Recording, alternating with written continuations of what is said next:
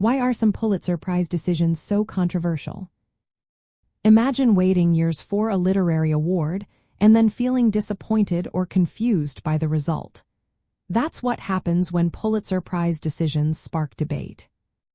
The Pulitzer Prize is one of the most respected awards in the United States for journalism and literature. But not everyone agrees with who wins or even if anyone should win at all. The process starts with a group of experts called juries. They review hundreds of submissions and pick finalists based on quality, importance, and contribution to American culture. However, the final decision is made by the Pulitzer Board. This board can accept, reject, or override the jury's choices. This setup sometimes causes disagreements because the jury and the board don't always see eye to eye. For example, in 1921, Sinclair Lewis's novel Main Street was the jury's favorite. It satirized small-town America and was highly praised. But the Pulitzer Board chose Edith Wharton's The Age of Innocence instead, saying it showed a more wholesome picture of American life.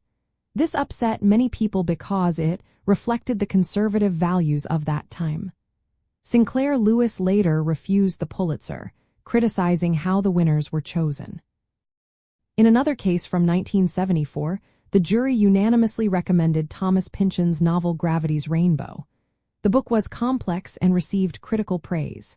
Yet the Pulitzer Board rejected it, calling it obscene and unreadable. This shows how content that pushes boundaries or uses experimental styles can clash with the board's ideas of what's appropriate. Sometimes the controversy is about not giving an award at all. In 2012, no fiction prize was awarded even though 3 finalists were announced. The board didn't explain why, which made many authors and readers upset. They wondered if the prize should be given every year, even if there isn't a clear winner. Critics also point out that some winners have reflected biases or lacked diversity. For example, some past winners have been criticized for stereotypes or for not recognizing African American authors enough. These issues make people question whether the prize truly represents the best of American literature. Since judging literature is subjective, disagreements are common. Jurors have different standards and ideas about what makes a book great. The board's power to override their choices adds more complexity.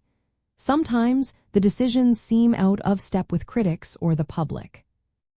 For authors and readers, these disputes show how tricky it is to pick a single best work. The choices can affect a writer's career and a book's success.